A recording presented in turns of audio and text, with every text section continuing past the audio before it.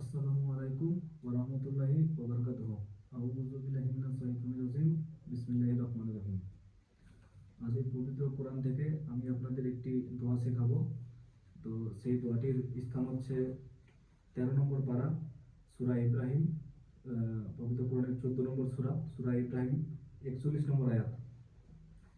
এই দোয়াটির অবস্থান আমি একবার পড়ে শোনাচ্ছি। রব্বানা গফিরলি ওয়ালি ওয়ালিদাইয়া ওয়ালিল মুমিনিনা ইয়াউমা ইয়াকুমুল হিসাব। এটা হচ্ছে দোয়া। এর তর্জমা হচ্ছে, হে আমার প্রতিপালক, যেদিন হিসাব অনুষ্ঠিত হবে সেদিন আমাকে, আমার পিতামাতাকে এবং মুমিনগণকে ক্ষমা করো। সুবহানাল্লাহ। কত একটা সুন্দর দোয়া। অবশ্যই আপনারা এটা শিখবেন। আপনারা যদি ভালো করে আমার কথাগুলো না বুঝতে পারেন তাহলে আমি কমেন্টে পিন করে দেবো, সেখান থেকে আপনারা দোয়াটা দেখে নেবেন। আমি বাংলা থেকে পিন